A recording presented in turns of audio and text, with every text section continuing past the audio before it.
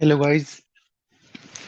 इस लेक्चर के previous part में हमने लीनियर कॉम्बिनेशन और लीनियर स्पैन पढ़ रहे थे, जिसमें हमने कुछ एग्जांपल के लीनियर स्पैन के। और उसी लेक्चर को आगे कंटिन्यू करते हैं। नेक्स्ट है, what is the spanning set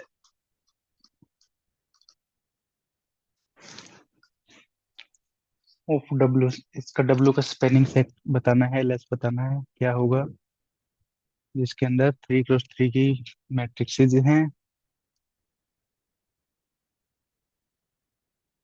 such that A transpose is equal to ए।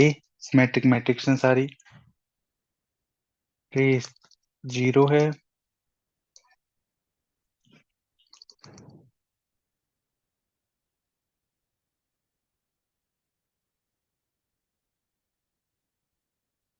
सभी कॉलम का सम जीरो है। जब G equal to 1 A I J equal to 0 और सभी रो सम भी जीरो। तो इसका हमने स्पेनिंग सेट बताना है। डब्ल्यू सब कैसा दिखेगा। ये डब्ल्यू सब स्पेस है। ये मतलब किस सेट से स्पेन हुआ है, जिसके एलिमेंट ऐसे दिखते हैं कि A transpose is equal to A और ट्रेस ऑफ सब मैट्रिक्स का जीरो है और रो सम और कॉलम सम भी जीरो। तो स्टार्ट करते हैं।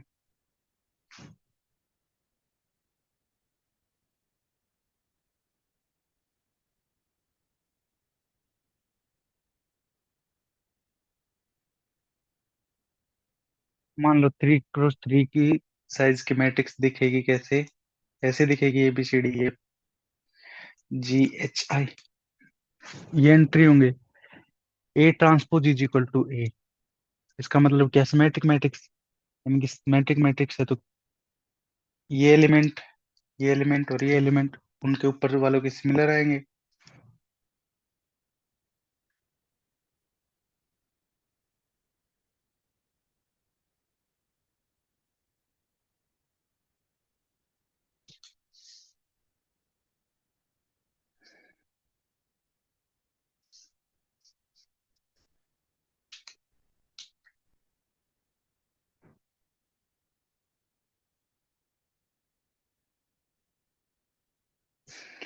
तो ये कैसे दिखेंगे, यानी कि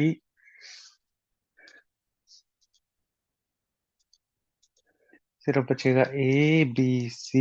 यहाँ पे भी BC सिमिलर आना चाहिए। DE, E and F।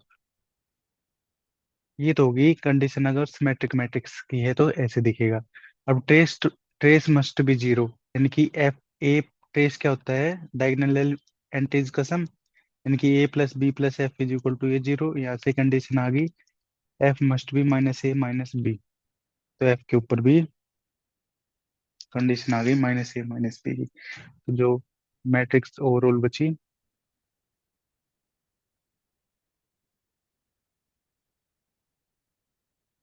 वो कैसी बचेगी। ABCBDE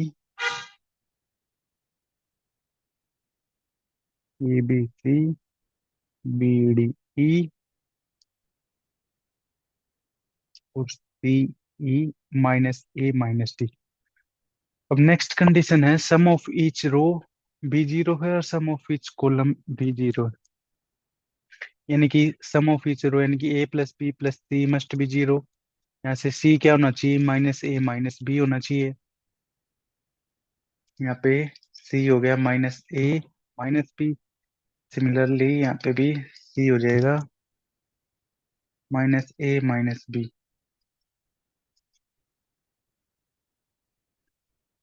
B और D, यहाँ पे सिमिलरली B+D, ये भी जीरो होना चाहिए। -B - D - D - B - D।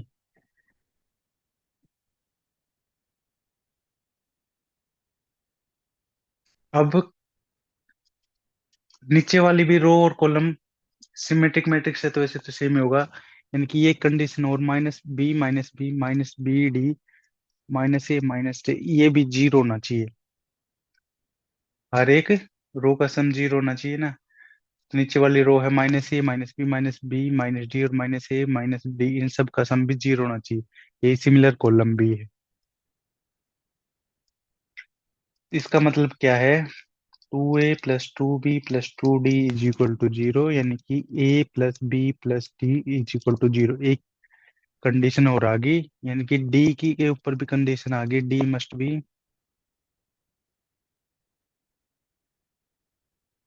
-a और -b। तो ओवरऑल अब क्या बच गया?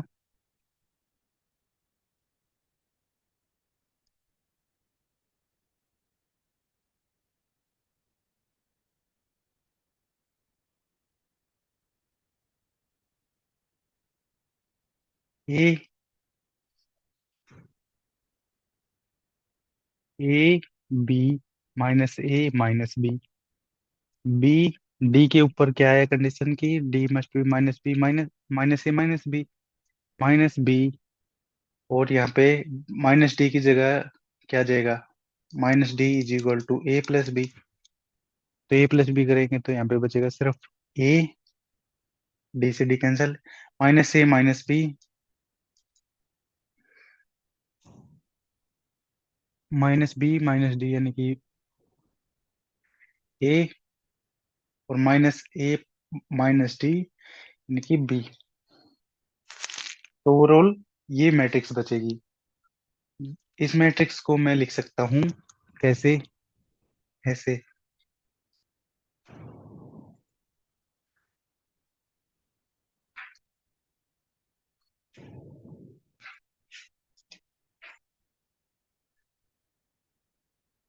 a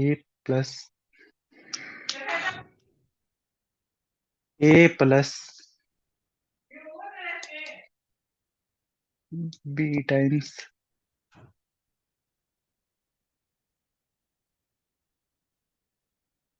1 0 -1 0 -1 1 -1 1 0 0 1 -1 1 -1 0 -1 0 1। इस वाली मैट्रिक्स को इसके इक्वल लिख सकता हूँ मैं।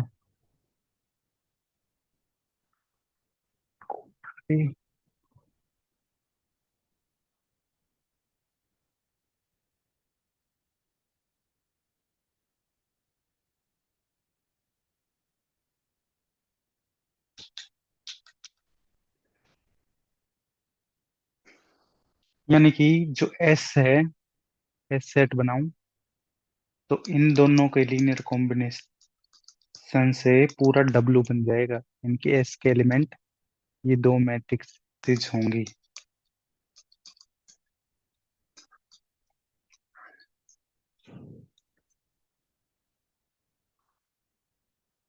एल एस क्या बनेगा? कंप्लीट पूरा डब्लू। इन दोनों मैट्रिक्स के लीनियर कॉम्बिनेशन से डब्लू का एलिमेंट, हर एक एलिमेंट जनरेट कर सकते हैं। ये जो मैट्रिक्स है ये बता रही है कि डब्लू के एलिमेंट कैसे दिखेंगे, belongs to W.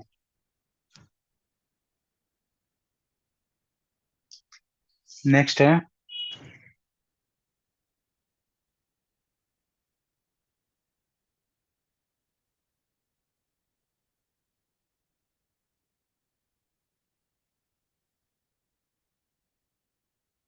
Spanning set का निकालना है पोलिनोमियल्स का, जिनकी डिग्री कितनी है? एटमोस्ट 4। और कंडीशन है P X is equal to p(1 - x), p(0) is equal to p(1). ये हमने सब स्पेस के टाइम भी किया था। क्या किया था? स्पेनिंग सेट निकालना है, सब स्पेस है डब्ल्यू। तो डब्ल्यू के पहले देखते हैं कि पोलिनोमियल कैसे दिखेंगे उनके ऊपर। एटमोस्ट 4 डिग्री का पोलिनोमियल जनरल इक्वेशन होती है ये, c(x² + dx+e).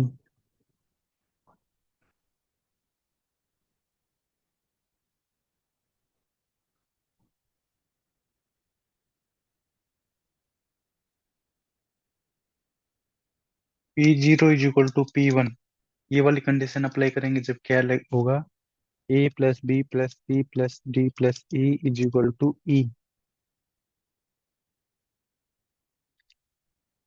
P1।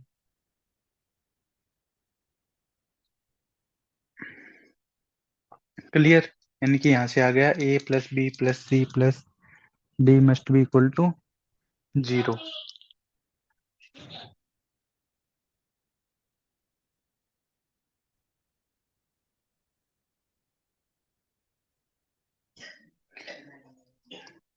दूसरी कंडीशन Px = 1 - x जब अप्लाई करेंगे, प्रीवियस लेक्चर में किया था तब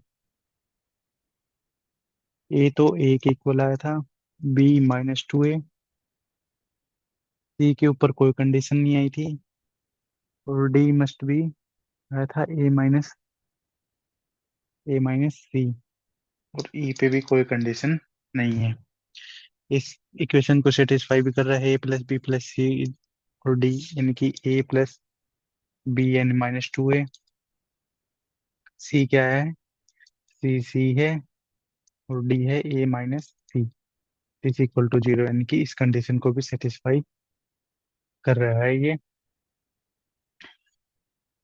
तो पोलिनोमियल हमारा क्या बच गया है? Ax⁴ -2ax³ + 3x² प्लस में A - 3x प्लस में ई।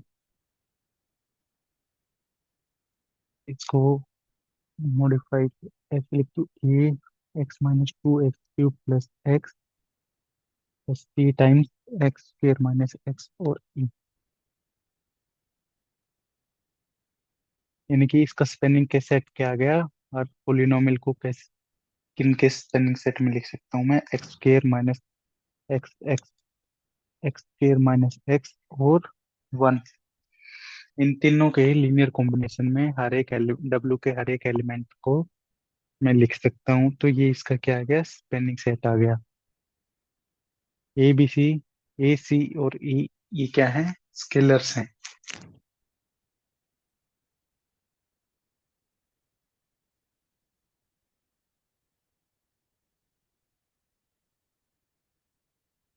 नेक्स्ट है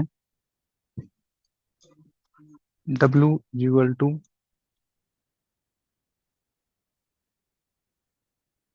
वो फंक्शंस जो कंटिन्यूअस हैं, इनफाइनाइट टाइम डेरिवेटिव एग्जिस्ट करता है, such that f double dash -2f dash - 3f = 0।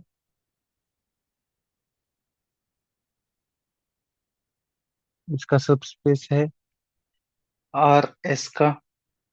S क्या है यहाँ पे? Close set 0 to 1।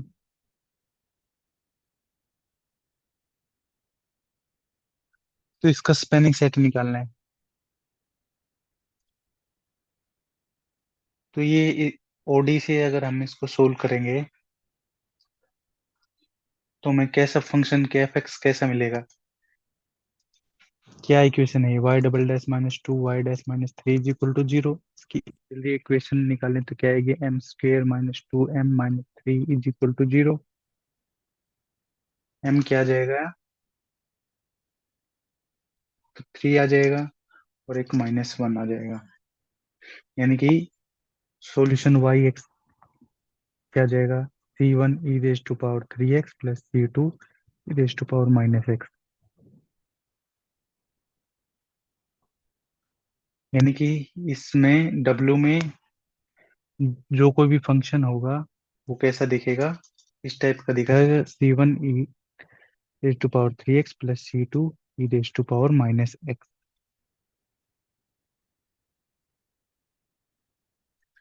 तो इसका स्पेलिंग सेट क्या हो जाएगा? W स्पेलिंग सेट हो जाएगा e⁻³ e⁻−x। W का ये स्पेलिंग सेट हो जाएगा। मान लो S कोई भी सेट है वेक्टर स्पेस V का, और S क्या है? फाइनाइट है। अगर हम LS की कार्डिनलिटी की बात करें, तो किससे लेस देन इक्वल टू आएगी? Less than equal to cardinality of F और कार्डिनलिटी ऑफ एस। मतलब क्या है? कार्डिनलिटी ऑफ क्या है? उनके स्केलर्स की चॉइस, कितने कॉम्बिनेशन बन सकते हैं। तो टोटल कितने कॉम्बिनेशन बन सकते हैं? मैं काउंटिंग मल्टीप्लिसिटी को कार्डिनलिटी ऑफ एफ की raise to power cardinality of S. और कोई सिमिलर बन गए तो वो एक ही वेक्टर माना जाएगा। तो इसलिए लिख रहे हैं हम कि लीनियर स्पैन की कार्डिनलिटी किससे कम होगी? Less than equal to cardinality of F raise to power cardinality of S.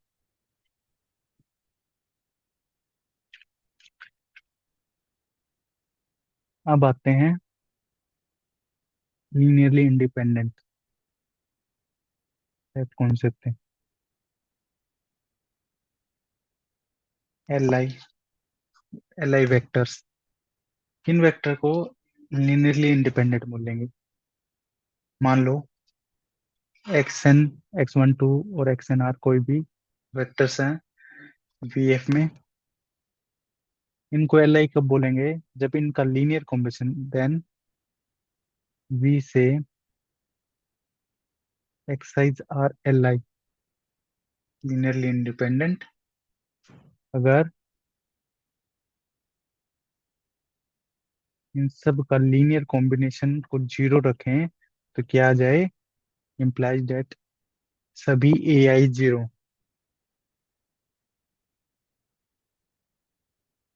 मतलब इनका लीनियर कॉम्बिनेशन जीरो तभी बन सकता है जब सारे ए आई जीरो हों।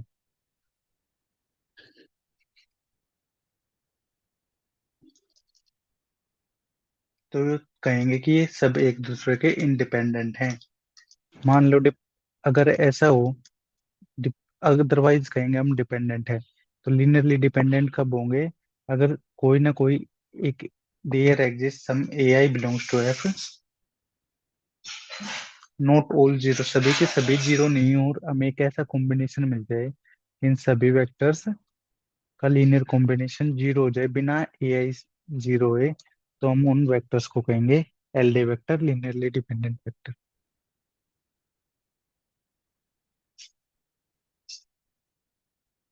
अब इनफाइनाइट सेट की बात करें, वो कब एल आई होता है? An infinite set is L I if and only if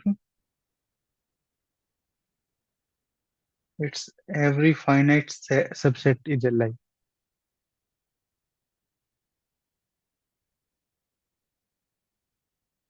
किसी भी इनफाइनाइट सेट को Li कब बोलेंगे?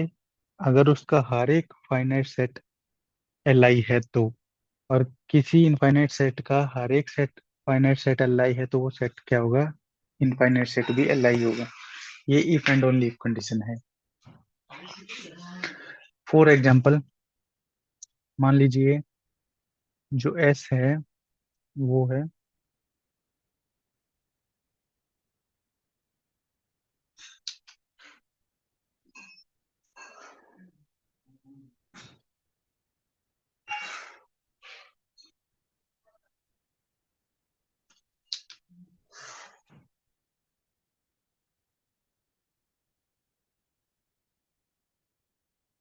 जो एग्जाम्पल हमने अभी किया था, 1000,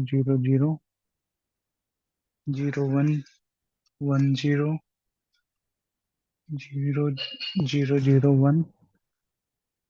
इस एग्जाम्पल में हमने देखा था कि हम सभी टू क्रॉस टू की मैट्रिक्स इन चारों वेक्टर से बना सकते थे। तो अब हमें चेक करना है कि ये इज एल आई और एल डी।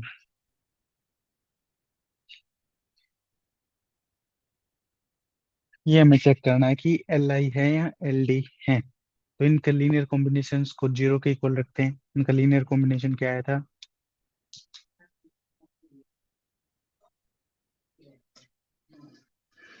ए बी प्लस डी और B minus D C equal to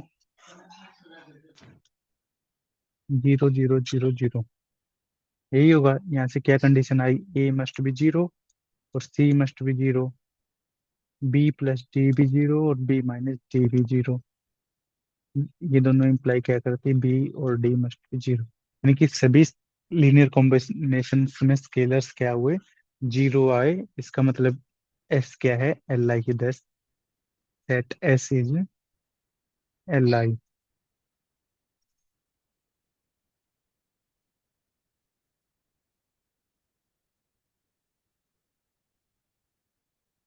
अब चेक करना है,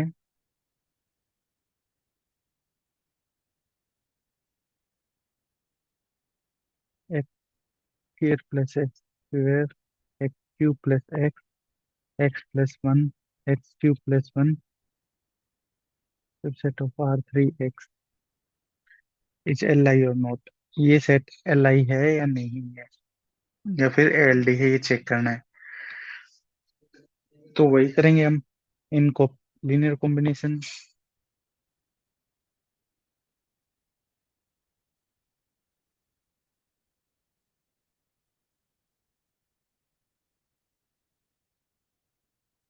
P plus C x plus C plus D is equal to zero.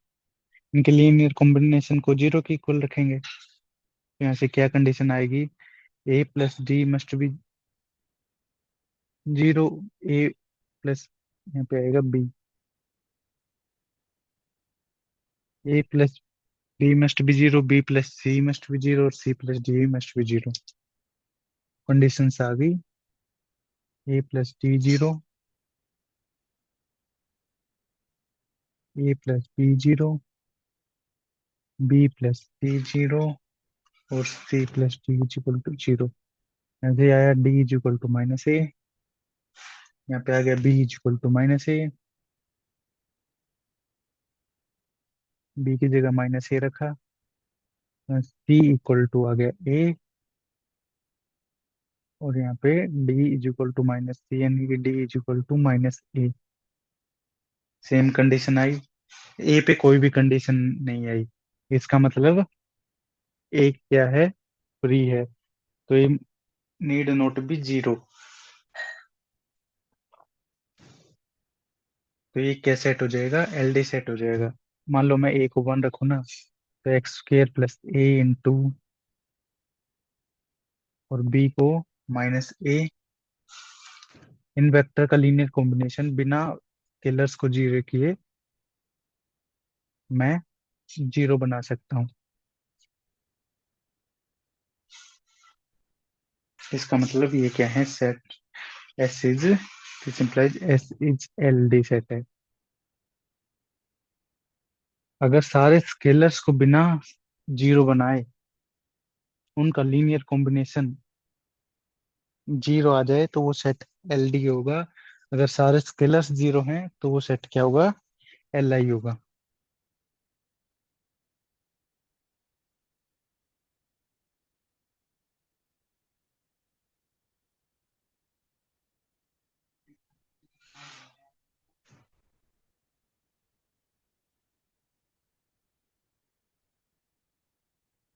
अब पढ़ते हैं properties of L I set और L D set की।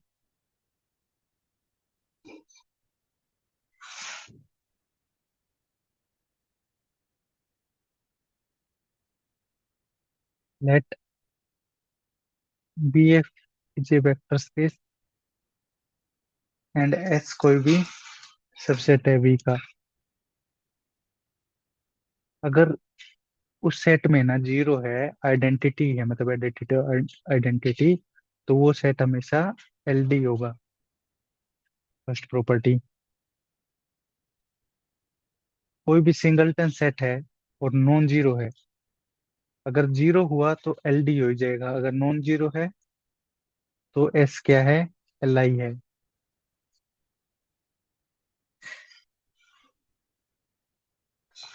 अगर एस एल आई है, पहले ही पता है हमें एल आई है, तो उसका हर एक सबसेट भी एल आई होगा। देन एवरी सबसेट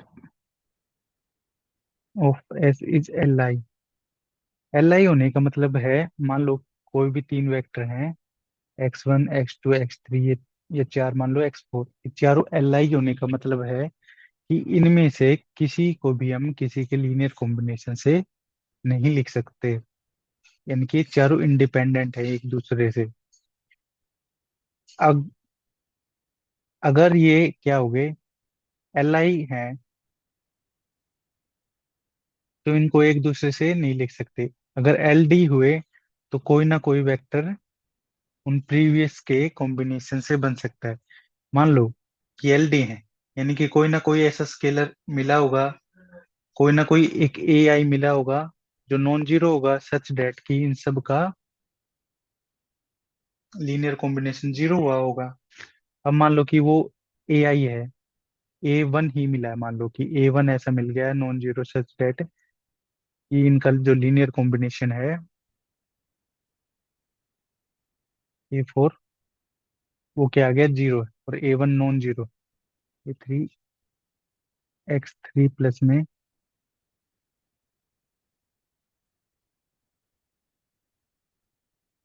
ए1 एक्स1, ए1 एक्स1 plus A2 x two plus A3 x three plus A4 एक्स4। मान लो ए वन मिला या चाहे ए टू मिला या ए थ्री या कोई भी ऐसा नॉन जीरो स्केलर मिल गया कि इनका लीनियर कॉम्बिनेशन किसके इक्वल आ गया, जीरो के इक्वल आ गया। यानी कि मान लो ए वन नॉन जीरो है, तो बाकी सबको उधर ले जाऊं मैं, ए3 एक्स3 प्लस ए4 एक्स4 के माइनस साइन के साथ, और एक्स वन को लिख दिया मैंने, यानी कि ए2/ए1 एक्स2। ए वन नॉन जीरो तो डिवाइड कर सकता हूँ ना, प्लस में ए3/ए1 एक्स3 प्लस ए4/ए1 एक्स4। और इन स्केलर्स को नया नाम दे दो। -a2/a1 को नाम दे दिया b1 x two plus b2 x three plus b3 एक्स4। यानी कि एक्स वन क्या है, इन तीनों का लीनियर कॉम्बिनेशन हो गया x2 x3 x4 की। जो भी नॉन जीरो मिला उसका क्या बन जाएगा वो फिर, उन बाकी सबका लीनियर कॉम्बिनेशन बन जाएगा। यानी कि ये एक्स वन क्या हो गया, इन तीनों वेक्टर पे डिपेंडेंट हो गया, तो ये सेट एल डी हुआ। एल डी होता है तो ऐसा होता है, एल आई होगा तो ऐसा कोई भी स्केलर नहीं मिलेगा जो नॉन जीरो। अगर मिल गया तो वो सेट क्या हो जाएगा, एल आई। तो एल आई होने का मतलब है कि इनको बाकी के लीनियर कॉम्बिनेशन से नहीं बना सकते। तो अब कहता है कि मान लो कि every subset of S is L I, S ये एल आई सेट है, तो इसका सब चारों वेक्टर एक दूसरे से बन नहीं सकते। इसका सबसेट में क्या होंगे, कोई भी एक वेक्टर कम कर देंगे तो भी क्या रहेगा, एल आई रहेगा। दो कर देंगे क्योंकि ऑलरेडी ये चारों एल आई हैं। हाँ, इसका सुपर सेट जरूरी नहीं है कि एल आई हो, कि मान लो कोई भी वेक्टर इसका सुपर सेट हुआ x5, इसमें एस कंटेन है, ये सेट यानी कि इसका सुपर सेट है। जरूरी नहीं है कि ये भी एल आई हो, एल आई का super set need not be L I. क्या पता जो एक्स वन है वो इन सब का लीनियर कॉम्बिनेशन ही हो, से बनता हो। तो वो हमें चेक करना पड़ेगा कि ये सुपर सेट एल आई है नहीं। हाँ, इस बात की गारंटी है कि अगर सबसेट है एल आई सेट का तो वो एल आई होगा। इसी तरह अगर एस एल डी है तो उसका सुपर सेट एल डी होगा।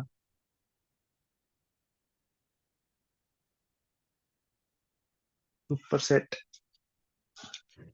Every super set of S is L D.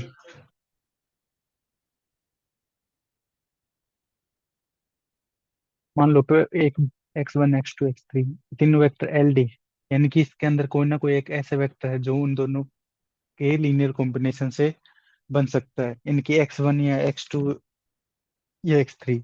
तो इसका सुपर सेट में भी तो ये तीन सेट, तीन वेक्टर तो होंगे ही। कोई भी न्यू वेक्टर आया, चाहिए इन दो से एल आई हो, लेकिन पहले ही हमें एक ऐसा वेक्टर मिल चुका है ना जो इन दो वेक्टर से बनता है, इनके लीनियर कॉम्बिनेशन से। तो क्या हुआ, super set of L D vector is L D. Pi vector है, पाई सेट है, एम्प्टी सेट, वो क्या होता है, हमेशा एल आई होता है। को नॉन एम्प्टी सेट एस है,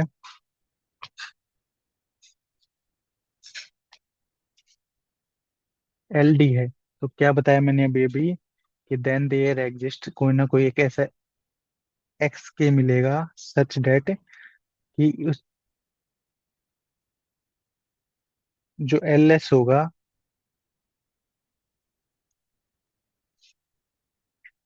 एंड कन्वर्सली।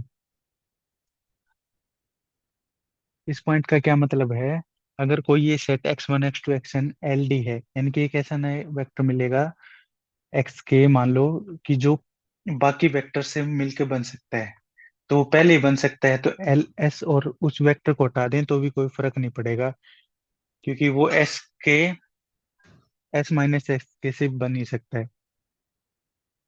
मान लो कि ये X one X two X three, ठीक है, ये एल डी, और जो एक्स टू है ना, वो ऐसे बन सकता है 5x1 + 2x3।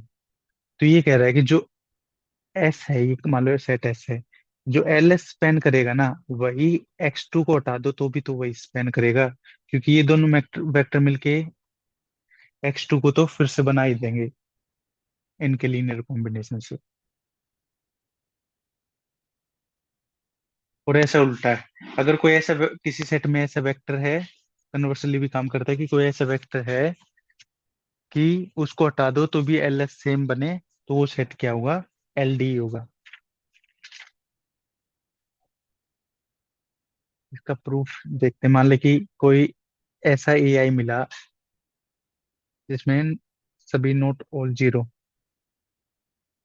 एलडी होने का मतलब यही ना कोई एक ऐसा एआई मिला होगा जो सभी नोट इक्वल टू जीरो है, एआई एक्सआई, और लीनियर कॉम्बिनेशन जीरो है।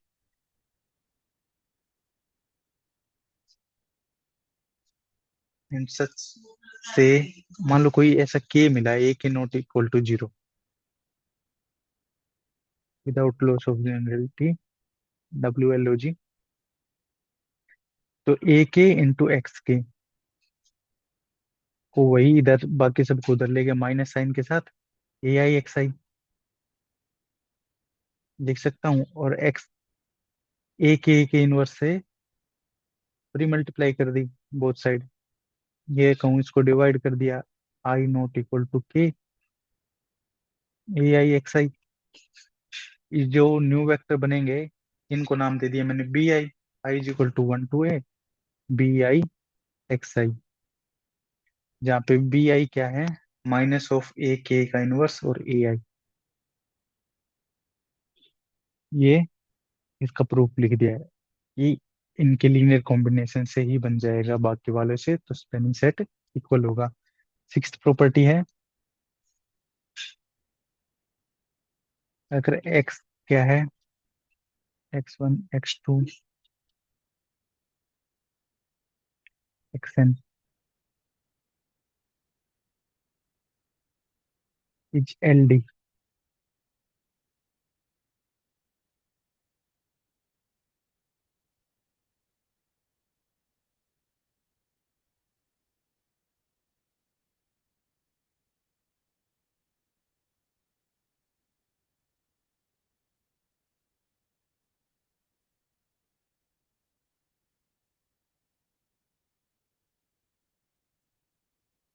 ये एक आसान मेथड है चेक करने का कि कोई भी सेट एल डी है या नहीं। ये कह रहा है कि एस कोई भी एल डी सेट है ना, x1 x2 xn, तो इसमें हमें सभी चेक करने की जरूरत नहीं है, तो कोई ना कोई एक ऐसा के मिल जाएगा बीच में एक्स के जो प्रीवियस वाले से पहले वालों से बन जाएगा वेक्टर से, यानी कि और कन्वर्सली भी इसका। तो मान लो कि ये कन्वर्सली कहता है कि पहले हम x2 को चेक कर लो, x2 से को देख लो कि x1 का ही x1 से बनता है या नहीं बनता, अगर नहीं बनता तो फिर हम आगे स्टार्ट करेंगे, फिर हम जाएंगे x3 पे, x3 अगर लीनियर कॉम्बिनेशन x1 x2 का है यानी कि ये एल डी है, अगर नहीं हुआ तो ऐसे फिर आगे x4 पे जाएंगे, तो प्रीवियस वालों का ही एल आई मिल जाएगा, एल डी होगा तो। अगर नहीं होगा तो हम लास्ट तक चेक करेंगे कि xn-1 भी प्रीवियस वालों से नहीं बनता और xn भी इनका कॉम्बिनेशन नहीं है, तो ये क्या हो जाएगा, एल आई।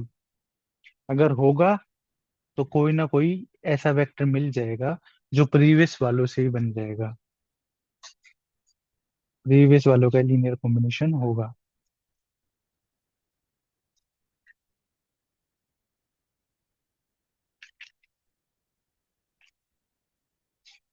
नेक्स्ट है,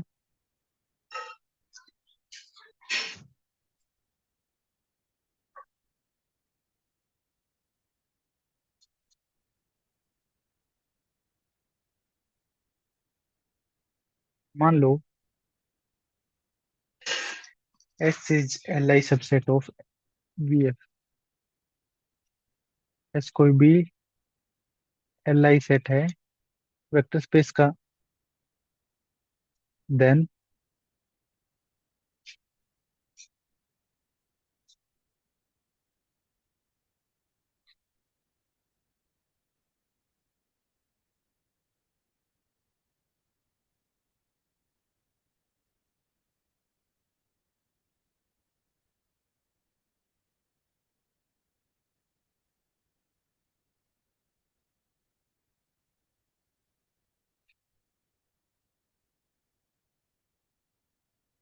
ये कह रहा है कि एस कोई भी एल आई सेट है ना, तो जो इनके लीनियर कॉम्बिनेशन से सेट एल एस बनेगा, इससे जनरेटेड सेट होगा, उसके हर एक एलिमेंट को क्या कर सकता हूँ, यूनिकली एक्सप्रेस कर सकता हूँ एस के वेक्टर्स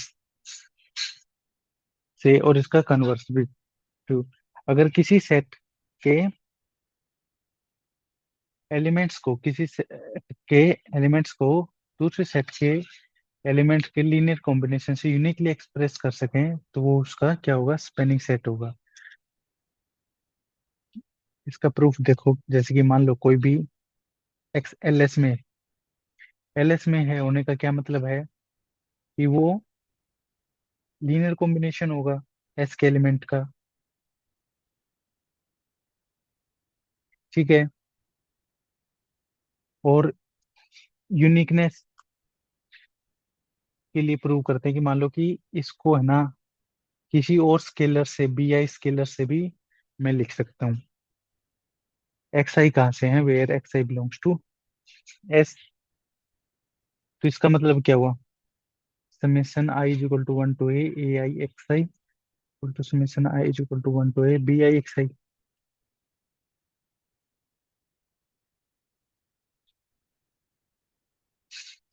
ऐसे लिख सकता हूँ इनको। अब एल आई एक्स आई क्या है, सारे एल आई हैं। एल आई हैं तो क्या, इनका लीनियर कॉम्बिनेशन कब होगा, जब सारे स्केलर्स जीरो हो, यानी कि A I minus B I zero हो, यानी कि A I is equal to P I. ये इसका हो गया प्रूफ कि यूनिकली एक्सप्रेस करते हैं। मान लो कोऑर्डिनेट ऑफ एस एन है, एस क्या है, वेक्टर स्पेस है बी एफ का, सबसेट है बी एफ का। देन हमने अभी पढ़ा कि जो लीनियर स्पेन की कार्डिनलिटी होती है वो किसके इक्वल होती है,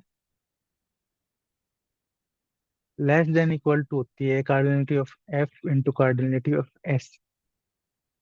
और कार्डिनलिटी ऑफ एस मानी हमने n, यानी कि लेस देन इक्वल टू होगी कार्डिनलिटी ऑफ एफ की पावर n। लेकिन ये इक्वल कब होगी, अगर pair when S is L आई। अगर एस एल आई है ना, लीनियरली इंडिपेंडेंट है, तो इक्वल, क्योंकि जो भी वेक्टर बनेगा इनके लीनियर कॉम्बिनेशन से वो यूनिक बनेगा, यूनिकली एक्सप्रेस होगा और यूनिक वेक्टर बनेगा, तो ये क्या होगा, इसके नंबर की इक्वल आ जाएगी अगर एस एल आई है तो।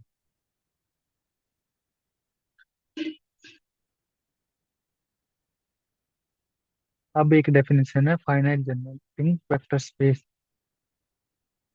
किस वेक्टर स्पेस को फाइनाइटिंग जनरेटिंग बोलते हैं, अगर ए वेक्टर स्पेस जो है जनरेट हो जाए किसी सेट से जिसके अंदर फाइनाइट एलिमेंट हो, इस set to be finite generating vector space. अगर कोई भी एस सबसेट है वी का, सच दैट की एस किसको स्पेन कर दे, वी को, और एस क्या होना चाहिए, एस इज फाइनाइट होना चाहिए। इसी तरह नॉन फाइनाइट जनरेटिंग क्या है, अगर सेट फाइनाइट नहीं है S, then V set non finite generating vector, ये क्या है? नॉन फाइनाइट वेक्टर स्पेस है। Non finite generating vector space, VF is said to be non-finite generating vector space if S is infinite,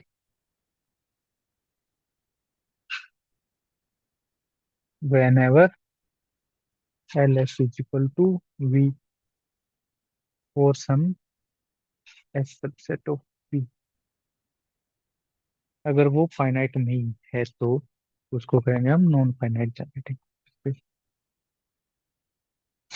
अगर एक भी नहीं है तो, अगर एक भी फाइनाइट मिल गया ना एस, वेन, जब भी L S is equal to V हो, तो एस क्या होना चाहिए? इनफाइनाइट होना चाहिए। अगर एक भी फाइनाइट मिल गया तो उसको हम फाइनाइट जनरेटिंग वेक्टर स्पेस बोलेंगे। Example, S is equal to 1 0 0 1 1 1, subset है R2/R का। देन एल एस क्या बना देगा? कंप्लीट आर स्क्र बना देगा। कैसे बनाएगा? आर स्क्र के एलिमेंट कैसे दिखेंगे? R2 के एलिमेंट XY के। मैं ऐसे लिख सकता हूँ ना इनको, लीनियर कॉम्बिनेशन में 1 0 प्लस में Y0 1 प्लस में 0 1 1 1। इस वेक्टर की तो जरूरत ही नहीं थी। ये दोनों, ये वेक्टर इन दोनों के लीनियर कॉम्बिनेशन से पहले ही बन सकता है। ये सेट तो LD है।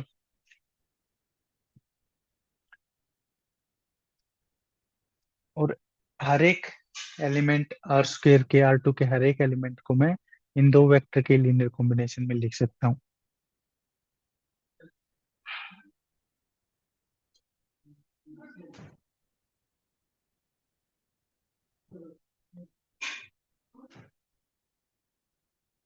एक और एग्जांपल लिखते हैं। सभी पोलिनोमियल्स का over R is non finite generating vector space. तो ये वाला क्या हो गया? एक तीन एलिमेंट के सेट से बन सकता है, बन तो दो के भी सकता है। तो ये क्या है? एक फाइनाइटली जनरेटिंग वेक्टर स्पेस है, और एक non finitely generating vector space. सभी set of polynomials over R क्या है? एक non finite generating vector space है। क्यों? मान लो कोई भी, इसकी hint देखो, मान लो कोई भी ऐसा सेट मिल गया है जो कि फाइनाइट है, सच डेट की एस क्या होगा? फाइनाइट होगा। ऐसा मिल गया कि इसको L ऑफ S जो है वो RS/R पूरे सेट के सेट ऑफ पोलिनोमियल को जनरेट कर सकता है। ऐसा S मिल गया, और S क्या है? फाइनाइट है। अब फाइनाइट है तो इसके अंदर क्या होंगे? पोलिनोमियल ही होंगे। अब पोलिनोमियल हैं तो उनकी कोई ना कोई डिग्री होगी। तो जो सबसे मैक्सिमम डिग्री वाला पोलिनोमियल है वो मान लेते हैं कि N है। तो लेट की N क्या है? Maximum degree of PX such that PX belongs to X। अब लेकिन वेक्टर स्पेस तो कैसे भी कलेक्शन ऑफ पोलिनोमियल्स है, तो इसके अंदर कोई ना कोई ऐसा पोलिनोमियल मिलेगा जिसकी डिग्री N+1 होगी। यानी कि ये यही एलिमेंट इसके लीनियर कॉम्बिनेशन से नहीं बन सकता, XN+1। तो इसका मतलब क्या हुआ? कि क्या होगा? Non finitely generating vector space होगा।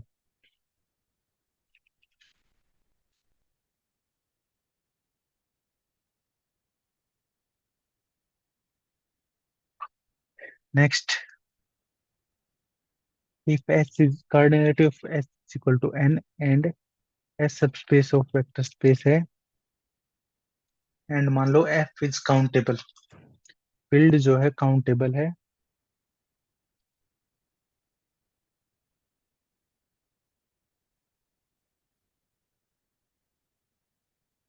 देन लीनियर स्पैन की कार्डिनलिटी क्या होगी? एलिफ नोट से less than equal to aleph naught होगी।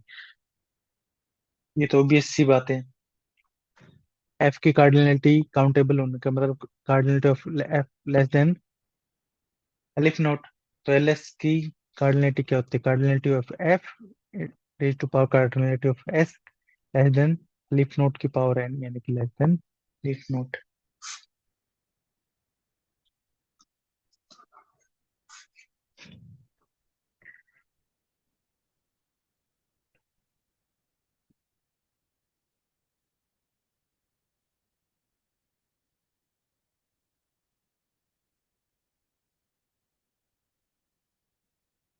अगर कोई भी वेक्टर स्पेस अनकाउंटेबल है और उसकी फील्ड जो वो काउंटेबल है,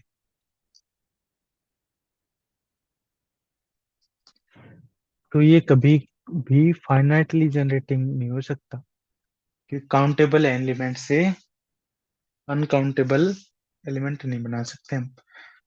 फाइनाइट काउंटेबल की पावर कुछ ना कुछ फाइनाइट रखेंगे अगर हम, तो क्या आएगी, काउंटेबल ही आएगा, अनकाउंटेबल नहीं आ सकती। तो वी, देन वी कभी फाइनाइटली जनरेटिंग नहीं हो सकता, हमेशा क्या होगा, नॉन फाइनाइटली जनरेटिंग होगा। एक और एग्जांपल है, आर ओवर क्यू, ये भी क्या है, non finitely generating vector space है।